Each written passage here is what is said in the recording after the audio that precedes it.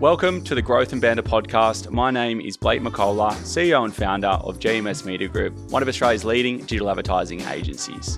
This podcast is for anyone looking to learn the insights and strategies of industry leaders and how to build a successful life. Today, I'm joined by Jake and TK from Geedup Clothing, and they're going to share their insights and strategies of how they've built Australia's largest streetwear label. I hope you enjoy it. Jake and TK, welcome. Nice to see you again. Yeah, it's been a while. The whole team's back. It has been a long while. When was the last time we did a little advert? I see him in the building all the time. time. Fuck, that was with my old logo back at Laporte. I reckon that was 5 years ago. We've been pushing on 5 years. Yeah, lots changed since then. And I've been privileged to obviously see you guys go from strength to strength. I think we first connected, when was that, 2019? I was out of the gates. Yeah, I was trying to look at the emails and I just got lost in my inbox. So it was around then. And I remember you came to me and what a lot of people don't realise is you're already 7 years into the game then with Geedup. Yeah. You know, and that was 2019. We're now 6 years down the track and you guys have gone from strength to strength and, you know, what you guys are doing is leading the Australian streetwear game. You've had a lot of collaborations. You've gone international. But I would love to peel back the layers and sort of start, you know, when I first met you about that 2019, because I know you were sort of going in and out of Geedup, you know, not going all in, but, you know, the fork in the road that made you just go, fuck it, I'm all in with this. You know, what was that fork in the road moment? What was that fork in the road moment? I'll just be brutally honest, bro. I think I may have had the conversation with you, or it might have been with Matt Lepre. Remember Matt Lepre? He was the one that steered me into GMS and you guys. So Connor Childs, I think, recommended as well. So it might have been a couple intros there. Well, I needed to relaunch the business, bro. Simply put, to be the father I needed to be, so I could, get access back to my daughter. That was the turning point, and I knew a little bit about Meta and ads and you know, and that space, but I'd been burnt there. So that pivotal point, I remember laying in bed one night and just like head in the hands sort of moment. Where the fuck do I go? Like, what do I do? But I knew of this gentleman, Matt Lepre, that was Mr. Facebook Ads. And he had mentioned you guys and Connor as well. And I think it was the very next day is when I reached out. But that was the pivotal moment where it was like, this has got to work. There's nothing else left, you know. It's the moment you realise that you needed help. Like, Jake's always been pretty good at what he knows. But like in 2019, even me coming on board, I think it was a point where he needed, like, I can't do this alone. Yeah. You know? That's a big realisation to make as well. Not everyone knows everything, you know? Nah. Yeah. And that's, I just did a video literally yesterday. Like, it's that letting go, right? And then putting your hand up going, okay, this is a crossroad. I don't know everything. And to get to that next level, like, you need a small tribe to get it done, don't you? Well, you know what? Originally, I was going to try and do it myself because that's why I reached out to Matt Lepre. I said, can you teach me Facebook ads? Like, I'll do it. And he just said... It was a nightmare back then. Yeah. Easier now. Yeah. Yeah. So there was a time, TK is right, but there was a time where I was like, I'll do it myself. But it quickly just went, no, okay. Let's give the reins to the people who know how to ride the right horses. Yeah. And like, again, you were 7 years in at that point, you know. So what, you started back in 2012 with Geedup. 2010 was really? it? Yeah, look, all these dates, like, they exist and they're true and they're real. But 2010, the idea came about, okay? And it wasn't until 18 months, sort of 2 years into that it became a streetwear brand or a brand of its own, because we were selling dead stock basketball jerseys and snapbacks on a geedup.com.au web store. We had a little Facebook page, and we got hit with a cease and desist because we were selling fakes. Oh. Yeah, so we're doing that for, I think, the first 18 months, I think. Okay. Yeah. I didn't know that. Yeah. Probably 2012-ish. The brand itself was born. The brand itself was born. But not truly anyway, because all we had then was the Easy-E jumper that was a Photoshop mock that went for pre-sale on the Facebook page on my lunch break in my first graphic design job. So it was really 2013-ish 2014 with the store opening in Parramatta Westfields, we really went hell for leather. So you started with the store first. First thing, store Parramatta Westfield, let's go. Emptied my life savings into it. How'd that go? Not well. We survived, and I think it was lucky that we did own. So when we first went into Parramatta Westfields, I didn't feel like the brand didn't have any brand equity. Let's not beat around the bush and say it didn't feel like it. It fucking didn't. It hardly existed. So the idea back then was to open a little streetwear retail space with all the brands I liked. 10 Deep, Crooks and Castles, Black Scale. Which were big brands back then, right? Yeah, they were the bee's knees back then. And what I was actually doing was buying it off Karmaloop. Remember Karmaloop? Yeah. I was buying it off Karmaloop and only putting a couple of bucks on it just so it could be on the shelf. And then I'd put Geedup next to it on the shelf. But smart. Geedup got us through because I had such a big profit margin where we weren't making money, but we could keep the lights on. We did that for So it wasn't even a fact of like just going with your own stuff. Like you were, collaborating and buying other brands and selling in that store. Yeah, well, we did that for the first. So how I was able to get into Parramatta Westfields, it was a perfect storm. I had a friend that was operating out of that space already, selling hats, headwear, and they found themselves in a pretty ugly tax position and couldn't pay their rent. So I acquired them and that lease by paying their tax position out and moved in, just rebranded overnight and took over the lease. Then I think there was 9 or 10 months left on that lease. That store wasn't there long. It wasn't even there for a full year. It was called Crooklyn. At the end of that lease, we shut the shop down, re-signed our own lease under the Geedup company, and that's when we were like, all right, open a Geedup flagship store. And flagship is the first step. It's crazy, flagship, right? but it's the first thing and the only thing. But one thing I think Jake's not mentioning there is the brand itself was in its infancy, but personalities and more so Jake and the people around him had a real stronghold in the community already. Yeah. Right. So that was the platform. So the brand equity wasn't necessarily Geedup, but it was Jake. But head honcho over here has a presence himself, which was a main part of our success, and even the early success was that presence in the community. Yeah. And that's massive. And you guys, I think, comparing, there's lots of copycats out there since we worked together 2019 to 2021. And since then we have a lot of wannabe Geedups hitting us up. And, and it's just, I'm sure it's humbling to see, these new brands trying to replicate what you guys have done, and that you can't replicate your story, you can't replicate Jake, you can't replicate what you've brought to the business as well. And I think that community thing is when we're working together and you just continue to tap into your audience and you don't stray from it, you're going all in on that. So community is something that obviously you had at the start that you've continued to cultivate. Yeah. How important has that been to sustain? Oh, it's like we try and weave it into everything that we do.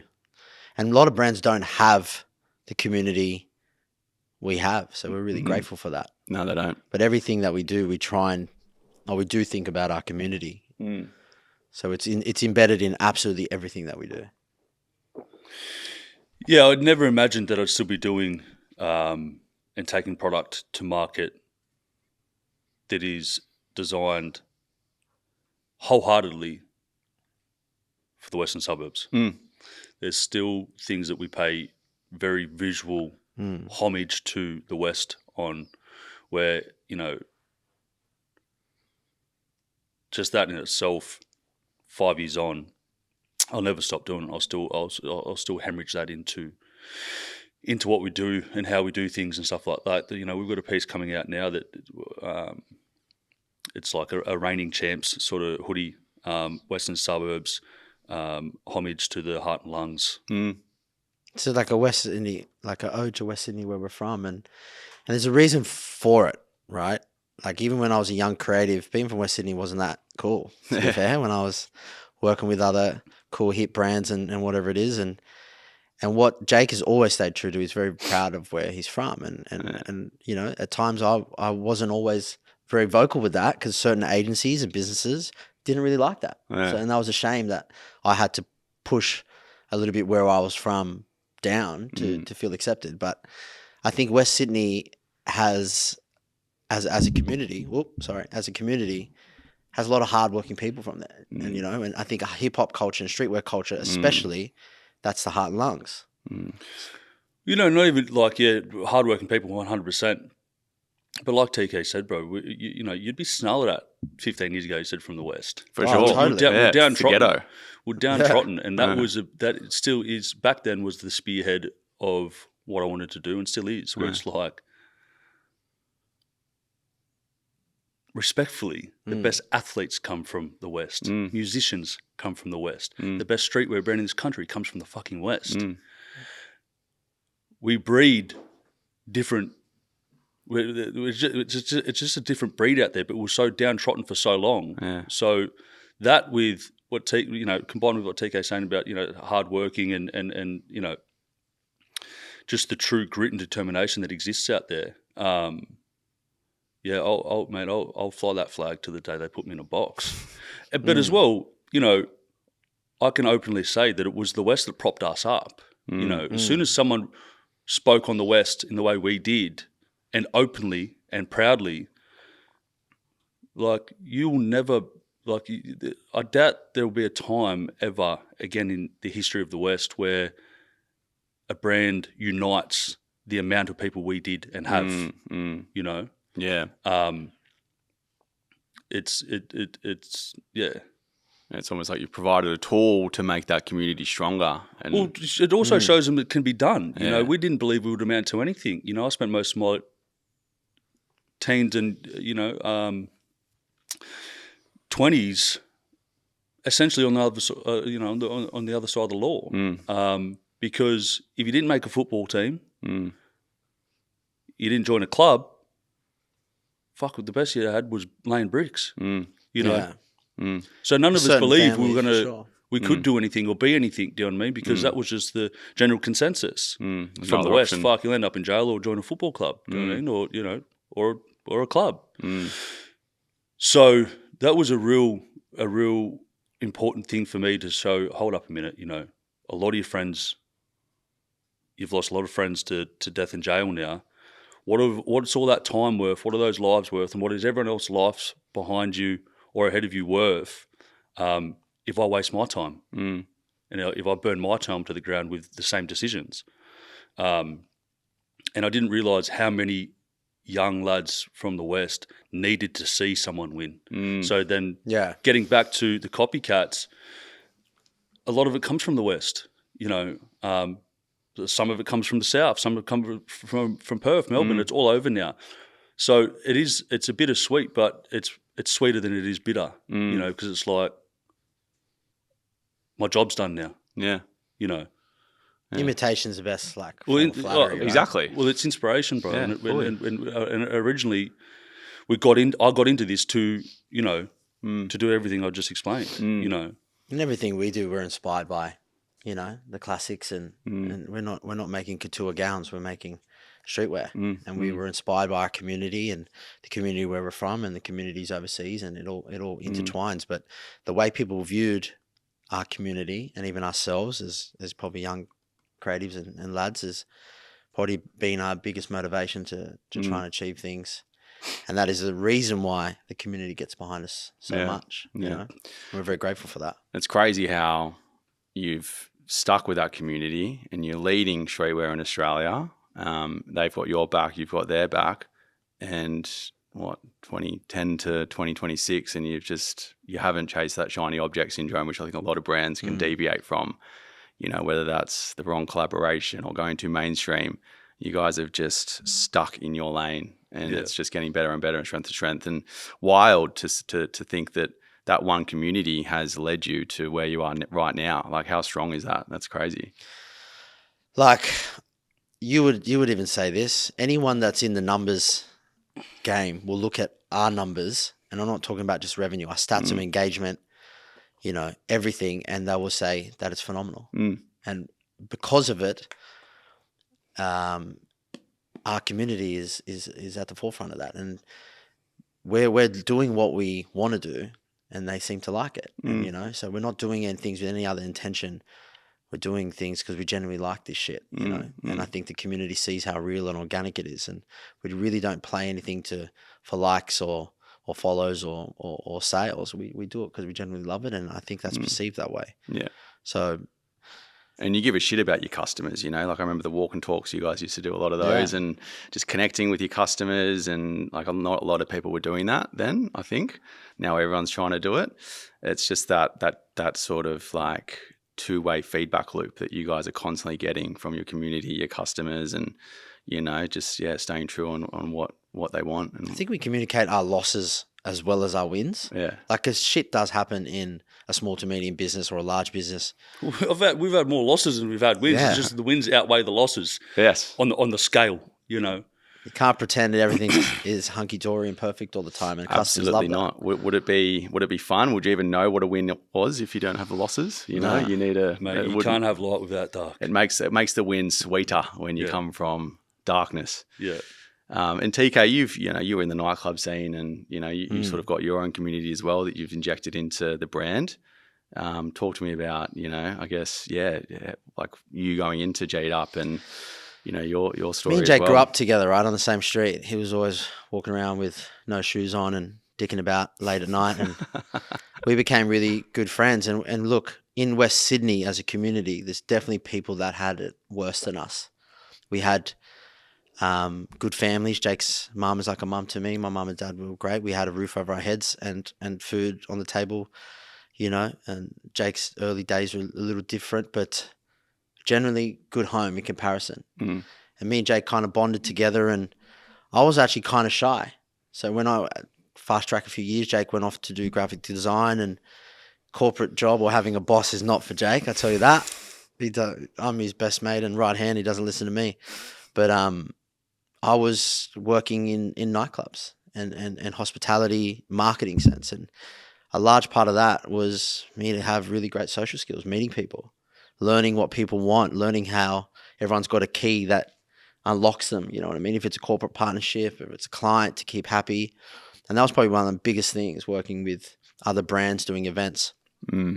Keeping a client happy and understanding their community, not just what you know, was something that I really learned. And look, you were there back then, Absolutely. those days of I was trotting around before Instagram was Instagram, and you had to handshake someone, you had to meet someone. It was up to you to unlock, if it's a friendship, business relationship, whatever it is. Yeah, it was all networking without social media, wasn't it? Like, a lot of people can be amazing online, but in person they can't do it. No. So I think I learned a lot of those skills about navigating, problem solving, and social networking. And I think I brought a lot of that into, my career today. I reckon hospitality and retail. Probably all of it, bro. Yeah. You know what I mean? Like, Yeah. Problem solving. if I had to do TK's job wouldn't get done. Yeah. Like, I couldn't, and I say it to my team all the time. Can you cut that and send it to me, please? And just that. replay it, put it on loop. I say to the team all the time that, like, this is going to sound quite arrogant, but I don't have time for people. Not because I'm arrogant, but I just, a lot of the time, cannot be fucked for the small talk and all of it. But it is so vehemently important for our business to have the small talk, to have the check-ins, to have the 2-hour conversation. Relationships. That essentially brought nothing.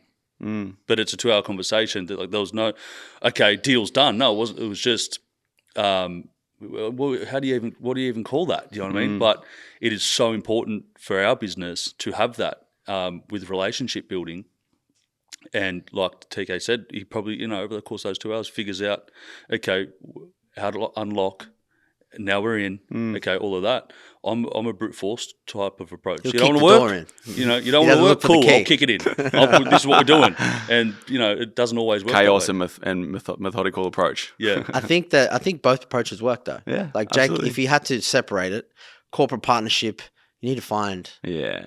that key that unlocks that both people can walk through that door. And it might be different ways to find that. But when it's like, let's launch a collection, that door's getting booted in. Yeah. So both attitudes are the Geedup way. Our relationships are very important. A lot of the artists and communities and people we've been lucky enough to work with are extremely important to us. Yeah. But also our approach of doing what we want, how we want, has also been received organically really, really well. We kind of do what we want and hopefully we don't have to apologize later. And I think that rawness is what our customers have really liked, because sometimes we're rude, unintentionally, but sometimes... Well, it's protection of energy, right? I think that's what you're alluding to. It's Yeah. like, you're on this path. You're chasing this North Star. You want to protect that energy because people can suck the life out of you. Yeah. I know that. They Oh, can. bro, like, Yeah. when I'm exhausted at the end of a week with a lack of conversations with people, I kind of sit there at the end of my desk and just look at his fucking 100 post-it notes, and I'm thinking, how many conversations is he jotted? Like, That's the biggest thing about, like, when you run a brand. It's like there's so many other things that you're working on that the customers don't know about. Oh, yeah. And there's all the things that the customers do know about. And it doesn't stop. You got a future plan in any business, right? Even with your clients and what you do, you have to future plan. So Absolutely, yeah. it's not one drop at a time like the customers think. It's many, many, many, many things working at once to produce a timeline of things. That's what you guys have completely mastered, is that proactive pre-selling. It's like that trust building pre-selling launch that I think, again, a lot of people sort of try and model and copy. But I saw your post that you did, I think it might have been last end of year, Black Friday sales, and you didn't even do any meta ads, which I completely understand from getting exposed to working with you guys, that you do the pre-selling so early on that it sells out so quickly. So there's it almost makes advertising quite hard, because you limit your drops, and once it sells out, it's out. we'll see all of our numbers. Re-engineered. When you look at our meta dashboard, our numbers are quite, they're ugly, bro. Because we spend, when we do participate in that space, you can't convert. No. Web store's locked. So it looks like we're lighting a match to money, and we're not. We're just not, and it does serve a very good purpose on some of our bigger drops. But yeah, getting back to Black Friday and what we did there, and that pre-selling is, and I've said that from the start, that like our goal 3 to 4 weeks out from a drop is to have as many people mentally checked out on what they want from that drop before the doors open. Like that's our business model. It's mentally all sold. Yeah, it's done. Which is not easy to do. Like, No, that's not many brands can get that right. No. A lot of brands, like traditionally, like just talking straight bare bones, people think, I got a product, okay, now I've got it, now I'm going to market it and sell it. But we do it in reverse. And a lot of people, e-com businesses do, but we really do it in reverse. That's the date that it goes online. That's also the date that it's sold out. That's crazy. Yeah. Right? Yeah. So the sold out date and the finish date and the start date are all the same date. Yeah. With the time we sell it is the time that we have successfully sold it out. So the marketing is all done before. So we don't tell them to buy it afterwards. We tell them to buy it before. And I think you've seen that really successfully traditionally in sneakers, right? They market the sneakers in sneaker culture anyway. There is a Limited edition drops. Limited edition comes out and it's gone as it goes online. There is a science to it that doesn't get spoken on either, though, because that sellout. Now, let me choose my words carefully. I'm going to say is manufactured, but let me elaborate. Where if we wanted to make more money, we just extend that hour sell-through window to a 3-day sell-through window. But a 3-day sell-through window hugely impacts brand equity. Which is crazy when you think about it, right? Which is 2 extra days. 3-day sold out in 3 days. It's still fucking crazy. Yep. But what we've taught our consumer is it's got to go in an hour max. 7:30 is when we check revenue. That we've got this this omen where it's like, don't check revenue for the first hour. So we could see 3-day sell-throughs. We could see a 7-day sell-through. But what that does to the next collection and then the collection after that. Put it this way, the last drop had 80,000 store visitors at 6 o'clock. Yeah, well. We had enough stock for 5,000 orders. Yeah, well. So it's not even 10%. So 5,000 units, 80,000 web visits. 5,000 orders. Okay, Orders. orders, right. Units per- So that's not even 10% of the traffic that hits the web store can actually check out.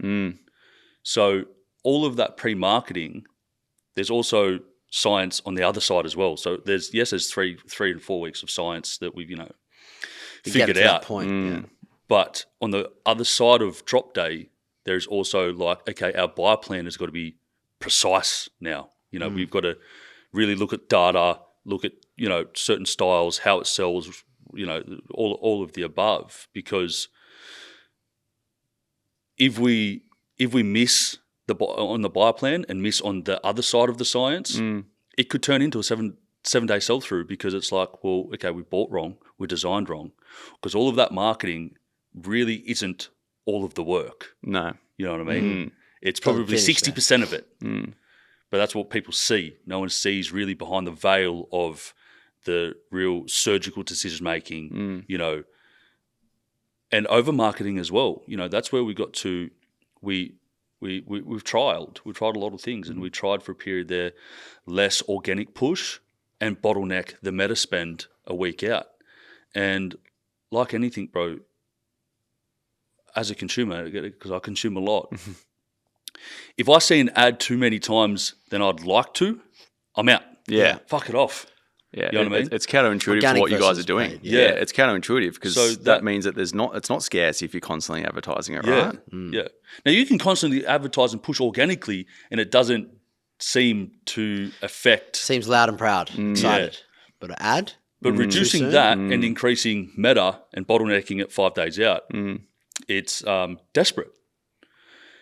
Even that, there's science in that people don't know and think about. That that we've also figured out. Like, there's a 3-pronged approach. It's the organic push, when and how to start spending on meta, and how much we buy, so the next one is a success as well. Yeah. All these levers, like meta, too soon, how much organic, like it's one little lever pulled left or right or up or down can change our sellout, like a 1 hour sellout. I was speaking to a major sports retailer, global retailer, one of the biggest in the world, and they were telling me a story about, we released this particular product with this particular brand in a collab capacity, and it was gone in 5 days.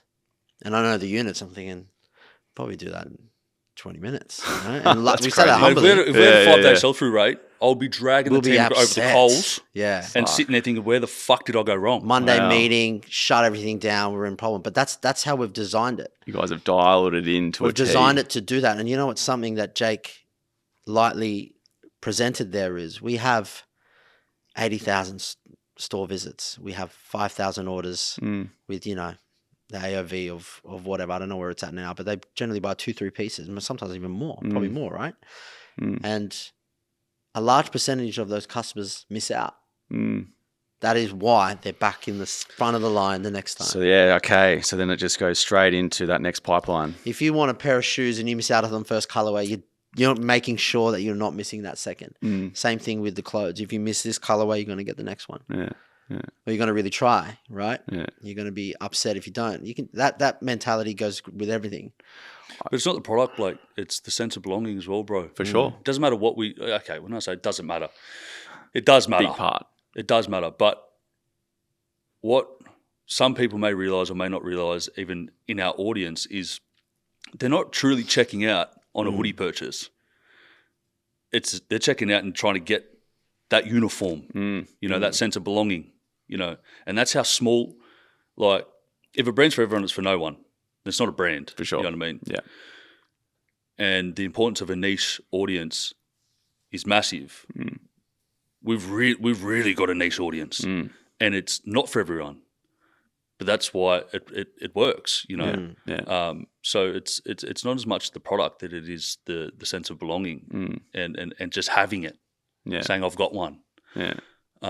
Furthermore, they're 2, 3, 4 times more in the retail space. You could loosely call it an investment, And that's it. It's that belonging. It's like they want to be part of that tribe. Yeah. Newcomers or existing people in that community want to stay in that community, or people want to enter that community. Yeah. Then you need that that sort of that resemblance to be there, right? But yeah, community, and that's what marketing is. It's building trust, and you guys have completely nailed that. I always say, coming from an advertising background, if you have a product you don't have to advertise, and it's fucking the best product ever. Yeah. You know, like over reliance on ads is you know, people say, oh, generating this much, but 50%, you know, of that revenue is going back into ads. It's like you're fueling an engine. If you turn it off, then the whole thing falls over. But aside from organic and, you know, everything we've mentioned then, I know you guys also do, you know, and let's talk about maybe that sort of creative play that you guys continue to innovate every time, sticking with your niche. You've done some cool collabs with, you know, boxing, obviously music. You've done a recent collaboration with Trapstar in the UK, one of the UK's biggest streetwear labels. And, you know, some of the shoots you do are getting pretty wild and out of control by the looks of it. Talk us through some of that Trapstar collaboration and some of the cool shit you're doing from a creative point of view. Look, collaborating is not easy. I bet. And it is fun, and some can be easier, but the hardest thing about collaborating is trying to find that medium ground, and obviously time zones, and not collaborating just for the sake of collaborating. Collaborating isn't about the fabric of the clothes and the logo placement. It's really about bringing two communities together. Yeah, well, on that, it's actually our first international collab and our second brand collab. Yeah, right. So we've done a lot of sports. Well, we actually haven't done a Alignments. sports collab. We've done collabs with music artists with one item. Our second brand collab was with a friend of mine, Dan from Streetwear in Perth, which was another one piece. This is Trapstar was definitely Trapstar was the first for us. And touching on what TK was saying, where it's like they are difficult. They're difficult to put together, not because of any other reason, but two egos, one room, and trying to align and stay in direction. And that's a big part of the reason why we haven't gone near them for so long, because it's like we're doing our thing. We're uniquely got our own, you know, tone of voice, messaging. Own way of doing things. Yeah. So not that we are stiff to change or adapt, which we do quite well, but it's... we are a bit stiff. He is, maybe, but... I've got no problem with just saying fuck you. You know what I mean? Like I'd rather not do it than do it. Oh, fuck, you have to have that in business, don't you? Yeah. The best part of collaborating, though, is like Trapstar and Geedup makes sense. They're the UK's biggest. We like to think we're the biggest in Australia and in New Zealand. And those two Goliaths colliding, customers are excited about it. They wanted that, and we gave it to them. But bringing the communities together is really important. Even some unknown collabs that don't really make sense. Like we've worked with Shivers Regal, like... Yeah, I remember that one. Iconic scotch. You know, my old man drank that scotch. Like just working with a legacy brand out of Scotland, like that was huge. Partnering with Spotify, music plays a massive part in this culture globally. That's the biggest streaming platform in the world, and they wanted to do something, you know, just a little interview and collab this, and we said they kindly gave us some money for that project, and we said, nah, let's pump it all back into the thing, and they just thought we were crazy. And we flew out some artists and we threw a big party. We gave out free shirts. They were thinking, oh, should we sell it? I'm like, nah, let's give it away for free. So sometimes untraditional collaborations are exciting as well, and bridging the gaps between those communities, you know? Yeah. Louis Vuitton and Supreme back then was really exciting. Yeah. Because it was unexpected. Yeah. And I'm thinking, why are they working with Supreme? That wouldn't have made sense at the time, right? Not at the time. No. Those are ones that I think are more exciting. Yeah. Not that Trapstar wasn't. That was something we had to deliver on. It was probably overdue. Well, I spoke big game on that as well, but, you know, like and not prematurely, like I know what we can do with our eyes closed. So you bring those two Goliaths together, it's a fair assumption of what the outcome's going to be. And we far exceeded. I think we far exceeded, I think, impressed even our Trapstar own expectations with that.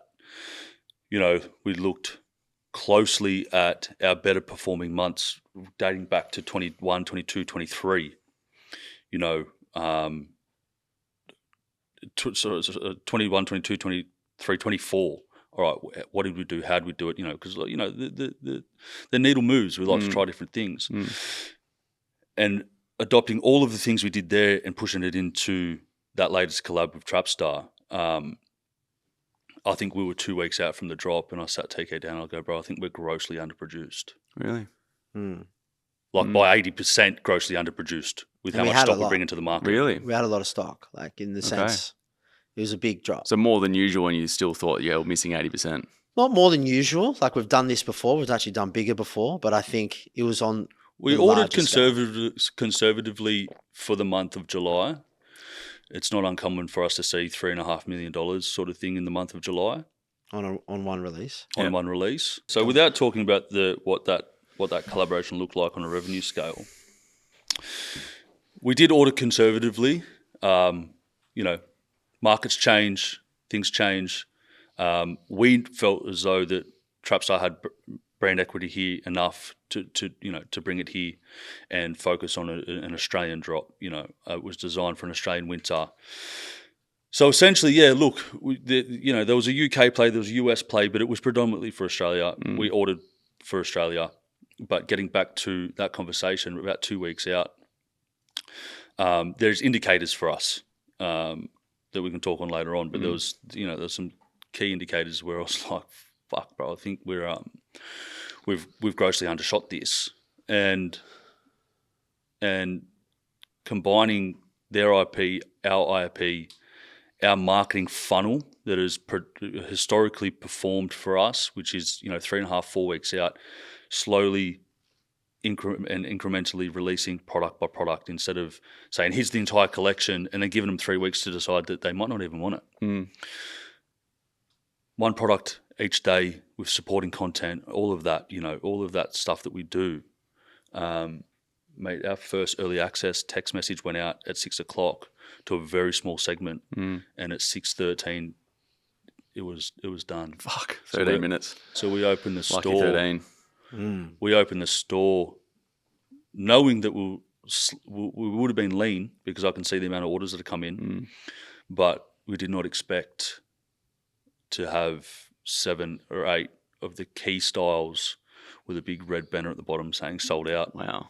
And it wasn't until later that night or the next day I looked at all the data and I was like, wait, we were done by 6:15. Fuck. 6:30 when we opened, there was 80,000 store visitors that walked into an empty store. Oh, so new visitors at 6:30 came in. Wow. That's with the bulk of the traffic because the rest of it's early access via text message. Database access. So right? how do you then, go, fuck, okay, there's all that money left on the table. Do you just, because again, it's that like fine line of shooting too far. And I'm sure you've been punched in the face before.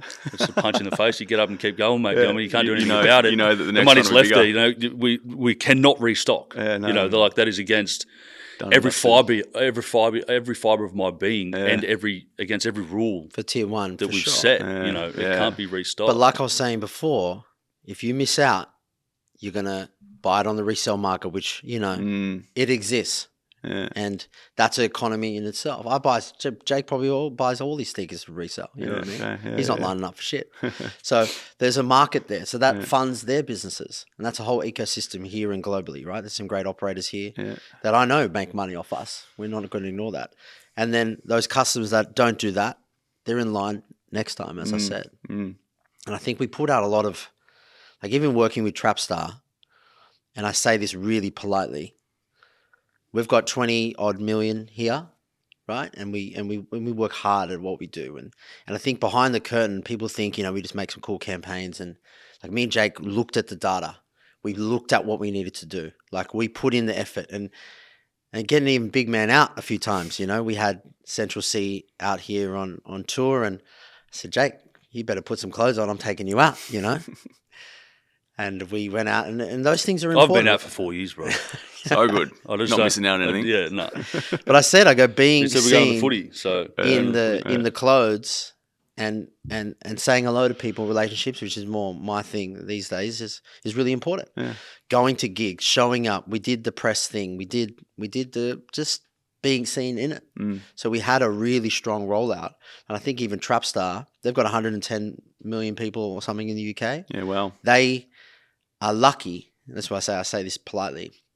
a lot of brands, even American brands, I'm very lucky that their pond is huge. It's a fucking ocean They can do things compared to what we've got here. So their pond is 110 million. I think there- yeah, there's United 340, Kingdom. and there's 340 million or something in the US. Yeah. Bro, there's more people in the state of New York Yeah. than there is in this entire country. Yeah. And You know, we work. We're a little pond here. Yeah. And we pull out everything we can, and we work really, really hard. And sometimes, you know, in their pond, for example, they don't need to. Well, they think they don't need to do all the bells and whistles, and they were really impressed with everything that we were doing. I don't think they were expecting when we had the conversation for us to put. We had a 22-page presentation ready to go. We were ready, and that was in 24 hours. So would you say for brands, let's say for instance, you guys grew up in America with a population of fucking 500 million, you know, ish. Would you say that being here in Australia in a micro community like Western Sydney has made you guys be more diligent and smarter and more in tune with your customer because of that smaller demographic versus having the luxury of bigger audiences and therefore not being as dialed in as you guys are? Yeah, yeah, you could I probably would put it say that way. yeah. You know, And I'm It's bo- basing that it's- off. it's both. That experience. Well, It's both- seeing how they kind of, Yeah. they're like, oh, let's do this, let's do that. And maybe that's just some of the boys that we're working with. And It's both a blessing and a curse though, because yeah, very much so. being the first made it hard to a point to where it became easy, because with no competition, it's not hard to be the biggest shark. There's no other fucking sharks, you know. So that's the blessing. The curse is once you've eaten everything up, Nothing else. where do we go? You know, what do you do now? And that's the point we're at now, is where it's like, well, we got 24 million people in the country. Without getting into it, we do more than, you know, like, so we're tapped out. Like, it's not like we've got 340 million people and we do the numbers we do, and they're like, okay, well, we can find another 5 million people that don't know about us. Yeah. Another 10 million people that don't know about us. If you don't know about us in Australia, you lived under a rock. So we're at the point now where it's like, you either love us or hate us, and that's the curse. It's like, well, you know, it's a massive disadvantage. I think the way that coming from the smaller pond situation, we've learnt better skills. We've learned to work harder. I think that's a Australian thing anyway. For sure. So if we take these skills and put them in a bigger pond, I think we're going to be a little bit more sharper in the Should way we catch like look. fire. And I think that's why US and UK culturally and community-wise is a big importance to us. Yeah. And one thing I think Australians love, I think because we're on the bottom of the earth, they love seeing us do well. Some love seeing us do well overseas and bringing that home. As long as we're bringing it home to Australia. I mean, look, we can say that with Australian athletes. We can say that with Australian other sure. businesses. We love seeing Australians succeed. We and bring it punch home. above our weight with the population size compared to the rest of the world and a lot of things. Yeah. So when one of us wins, we try and bring it home. Well, for the customer, when we take, because we talk about this brand as this thing of ours, and it is. So we don't just talk about it. It is this thing of ours. It is as much theirs as it is ours, you know. So when they say their brand that they've spent the last 5 to 10 years of their life aligned with on a global stage, in a global scale, it's a win for them. It's a feather in their cap. And I don't know many other brands that have that, you know, that it would be excited by our team traveling to New York and shutting down Mercer Street with a overpacked pop-up. New York Riot Squad, you know what I mean? Like Crazy. we're just a brand from Sydney. That's how we still think about it in our heads. But in New York, the biggest city in the world, or one of. Yeah, it's absolutely insane. So to have that person, I think that's why personality is a really big importance in brand. You know, and some brands just don't have that, and I think that's been a major thing because people relate to people, and Absolutely. they want to see those personalities. We're still buying people. Yeah, like you said, like it's a product as a community, but at the end of the day, they're still looking at what you guys are doing behind the show, you know? Because we have simple product. Like Yeah. at the end of the day, I Yeah. said it before, we're not doing couture gowns. Yeah. We're selling hoodies. Yeah. And like, don't get me wrong, we think we do a fantastic job at it with Yeah. design and execution of garment, but it is simple clothing in comparison to a lot of other brands out there. Mm. And we do some more refined pieces, but it's streetwear. Yeah. Yeah. So we're not really trying to sell the product. It's a sense of belonging. It's the personalities behind it. And, you know, we can take them on on a ride for the journey that we're on. Let's talk about Generals. So the new sort of brand in the mix head to that you've toe thrown in it, in. mate. Yeah, Give us a you spin. head to toe Give in us it a now. No, It's not looking getting good. up. Not getting up. So you've got that Trapstar collab, and now you've just thrown in Generals just to It's a complete complicate it pivot. even more. Pivot, yeah. Yeah. What's complete the pivot. go with Generals? Look, you know, there's a long list of reasons as to why, and I'll touch on a few of them. I'm getting older. And talking at the start of this conversation, 14 years into this now, bro. If you were 20 rocking with us back then, you're now 34. Your appetite changes a little bit, you know, on what you want to have on your back. You want a little bit more option and things like that. And I do. As a brand owner, I do. Not to say I love our tier 1 catalogue any less, but sometimes I want to go out with my missus and I don't want it embezzled across my shoulders or ripping, you know, popping off my chest and, you know, all of the above. So that was one thought. And then, you know, a lot of our collections are put together so one can be worn with two can be worn with one and things like that. And time again, we might bring 3 or 4, sometimes 6 things to market that are only coming to market so they can be worn with that. So with that in mind as well, it's like, how do we give our customer something to pair with something that From other catalogue. from another catalogue? Yeah, you know, like you might not want to spend $140 on those pair of pants just to wear it with that jacket. And we might not want to take up catalogue space in the tier 1 catalogue just to have it there, just to wear it with that jacket, you know. So easing our design approach and our buy plans by having something else available, which is respectfully, like, they're not blanks because there is, you know, there's embroidery, there's Subtle branding. Like I said, there's a long list of reasons as to why we decided to bring the General's catalogue to market. And two I've just touched on, which were probably the more important ones. And the third that kind of sits with the important ones is we have believed for probably 2 years now we're at market cap. And to get, you know, everyone, you know, when you own a brand and a cool brand, we'll say a cool brand, probably a shit word to use, but a highly in-demand brand, the brand is more important than its revenue.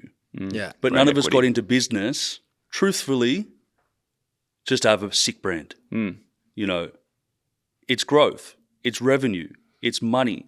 Money is freedom and time. And after 2 years of feeling like we're hitting the roof, it's like, okay, In this much like I country anyway, explained before, in this country anyway, much like I explained before, we could open our sell-through window from an hour to 3 days and revenue will go through the roof. But how long does that last? How long is the shelf life, you know, of the tier 1 catalogue? I think there was a time where Jake said, for Australia, because we got a lot of love and growth in California, has always been very loyal to us, and New York is a volcano at the moment, which is fantastic. In the UK, we've got our flag in.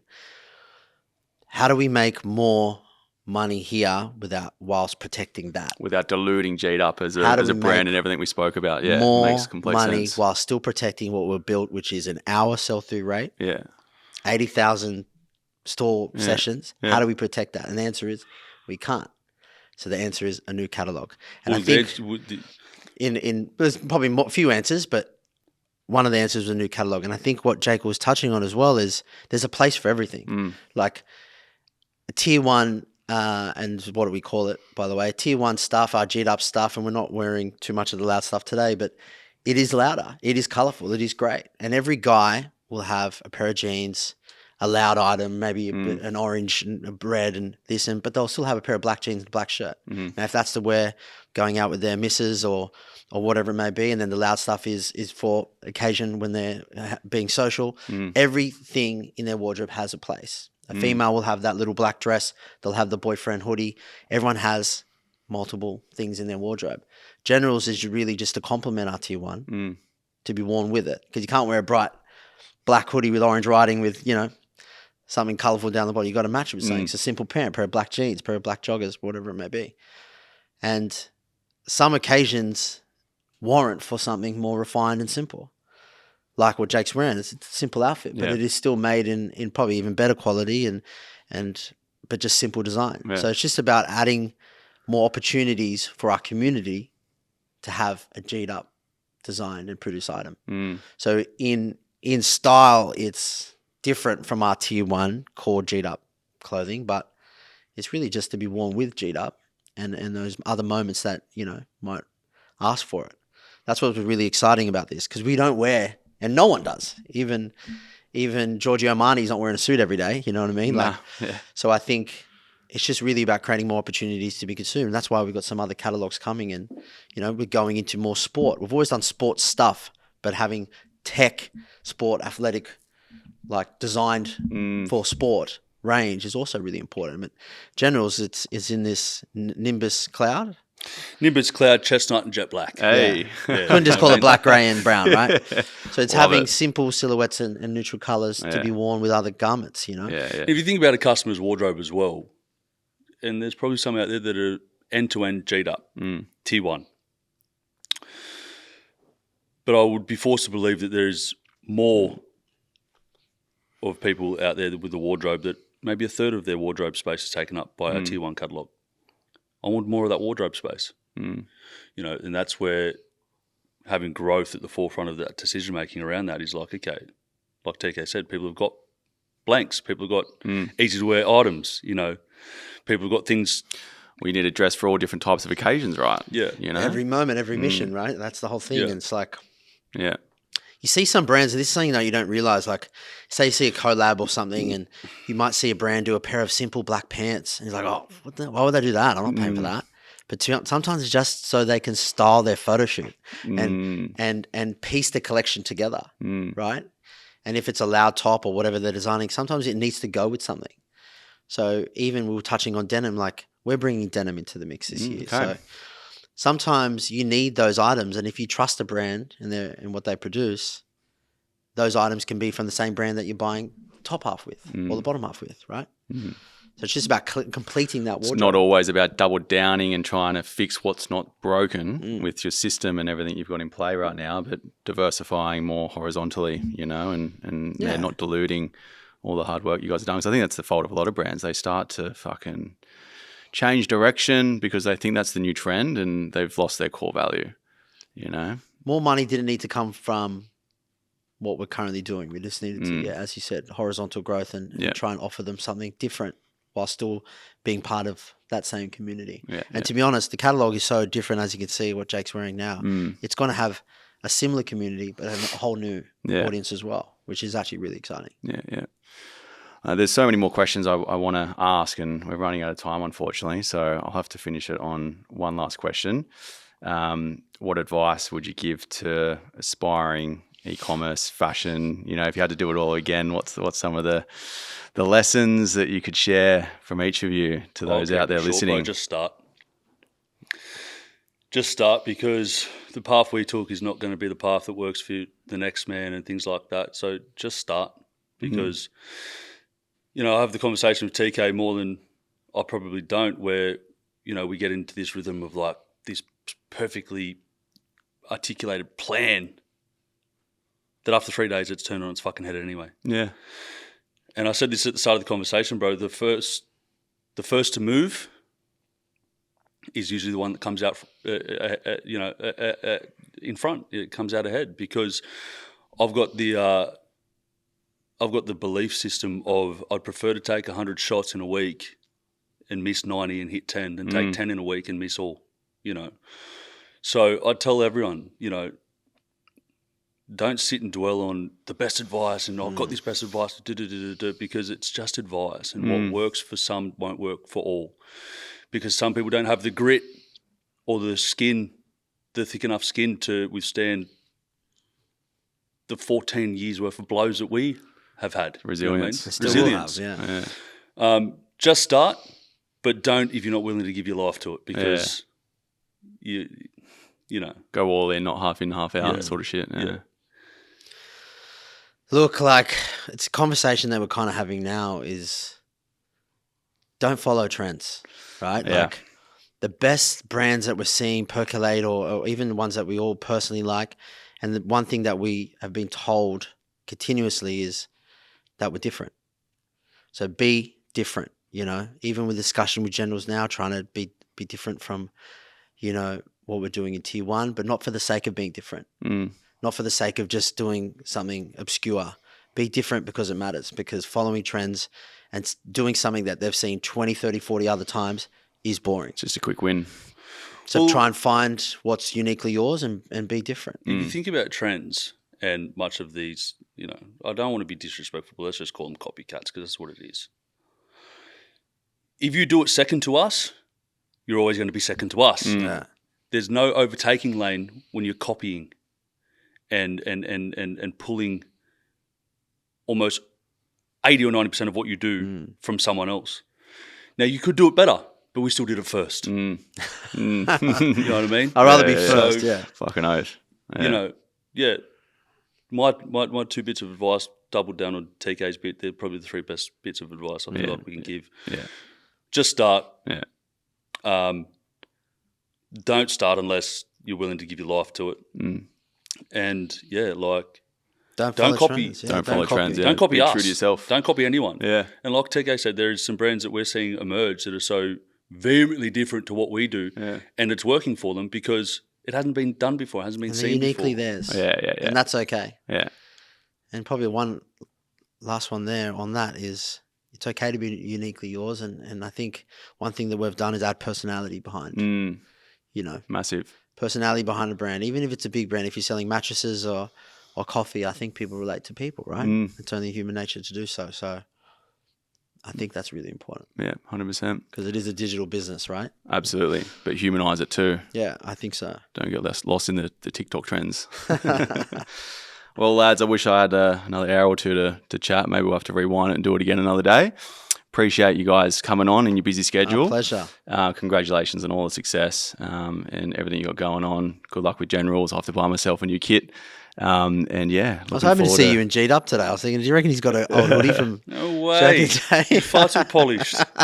Maybe some generals for him then. Mate, I'll jump on and try and get on one of the fucking sales. It's a big catalogue, bro. So we'll send some pieces out for you. Yeah, Would love that. Please do. This is very I'll rep me. it. This is very me today, but there's a lot of stuff in there. Now that I've moved back down to Cronulla, mate, I'll rep it down the streets. Yeah, there we go. Love that. Thanks, Much love, brother. guys. Yeah, Appreciate thanks, it. And yeah, enjoy. Thank you. Thank Cheers. you, man. Thank you very much.